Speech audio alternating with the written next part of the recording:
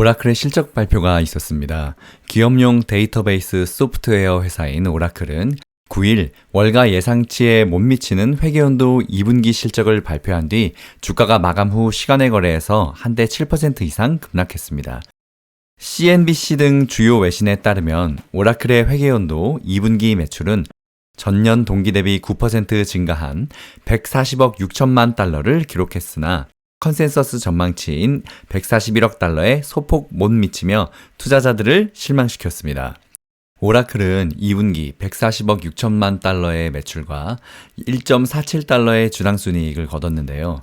이는 시장 예상치인 매출 141억 달러와 EPS 1.48달러를 소폭 하회한 수준입니다.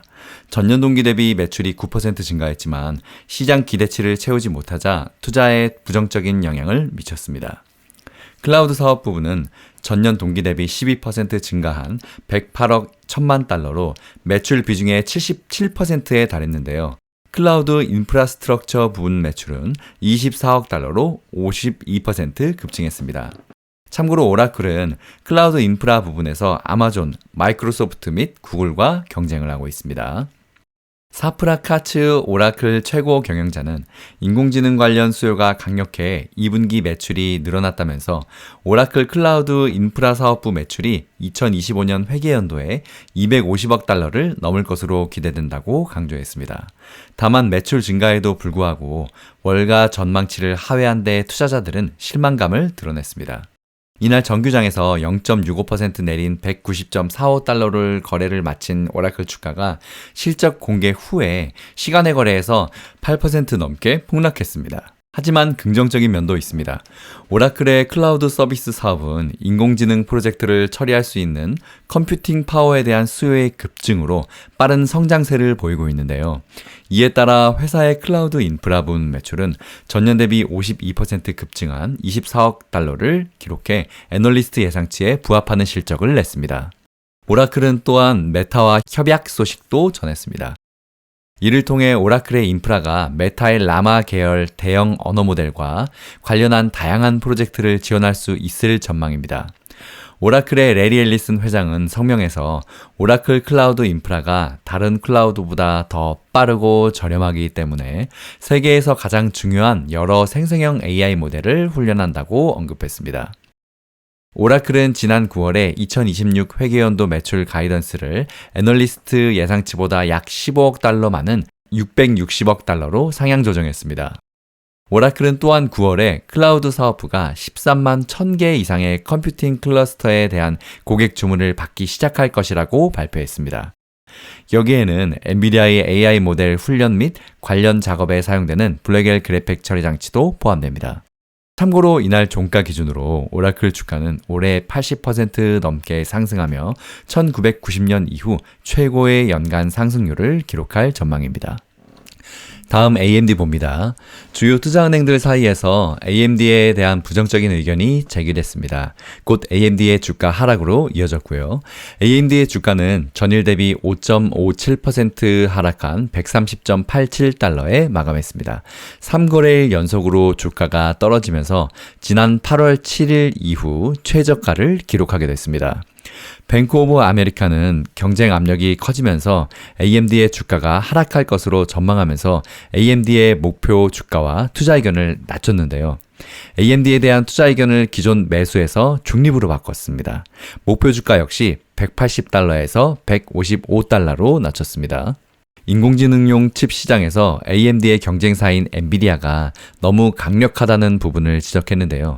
지배적인 위치로 올라서기 어렵다는 뜻입니다. 주요 빅테크들이 엔비디아의 새로운 칩인 블랙엘에 더 매력을 느끼기에 AMD의 성장이 제한될 수 있다고 봤습니다.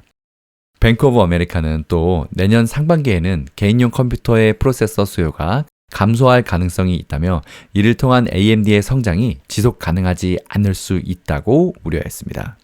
뱅크 오브 아메리카가 새로 제시한 목표 주가는 지난 6일 종가 대비로는 여전히 약 11% 높은 수준입니다. 비백 아리아 애널리스트는 그동안 엔비디아의 대항마로 불러온 AMD가 인공지능 분야에서 최고 경쟁자인 엔비디아의 지배적인 위치로 인해 더 큰 경쟁 위험에 직면해 있다면서 시장 점유율 확대 가능성이 제한적이라고 평가했습니다. 아리아는 이어서 클라우드 고객들의 맞춤형 칩을 선호하기 시작한 점도 AMD 시장 점유율 확대를 제한하는 요인이라고 언급했습니다. 그는 최근에 최대 클라우드 고객인 아마존이 대체 맞춤형 칩 및 엔비디아 제품을 선호한다고 강하게 시사했지만 AMD 제품에 대한 수요는 확인되지 않았다고 밝혔습니다. 또한 아리아는 AMD가 마이크로소프트, 메타, 오라클에서 강한 입지를 확보했지만 이들 기업이 엔비디아 고급 블랙웰 제품에 대한 자본 지출 요구는 AMD의 MI 제품 점유율 확대 기회를 제한할 수도 있다고 평가했습니다. 그러니까 쉽게 말해서 다들 엔비디아 산다는 얘기예요. 그는 장기적으로 엔비디아가 80% 이상의 가속기 시장 점유율을 유지하고 맞춤형 칩이 10에서 15%를 차지하며 나머지를 AMD와 다양한 스타트업이 공유할 것으로 예상했습니다. 아리아 애널리스트는 이러한 역풍으로 인해 AMD의 2025년 AI GPU 매출 전망치를 기존 89억 달러에서 80억 달러로 하향 조정했습니다. 이는 AMD가 약 4%의 시장 점유율을 유지할 것임을 시사합니다. AMD 주가는 최근 1년 동안 0.25% 상승에 그친 가운데 이날 뉴욕 증시에서 5.57% 급락하며 130.88달러에 거래를 마쳤습니다. 반면 경쟁사인 엔비디아 주가는 같은 기간 올해 192% 넘게 상승했습니다. 그렇지만 AMD의 부진한 실적에도 불구하고 애널리스트들은 대체로 AMD에 대해서 낙관적인 전망을 유지하고 있습니다. LSEG 데이터에 따르면 AMD 주식을 커버하는 54명의 애널리스트 중에 44명이 매수 또는 강력 매수 등급을 부여했고 평균 목표 주가는 32% 이상의 상승 여력을 시사하고 있습니다.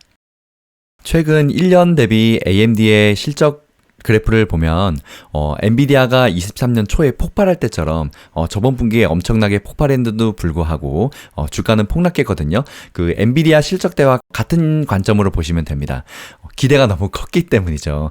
실적 그래프가 이렇게 완전 우상향, 그것도 낮게도 아니고 계단식으로 수직 상승하고 있는데도 불구하고 AMD에 대한 기대도 너무 크기 때문에 최근에 폭락한 경향이 있습니다.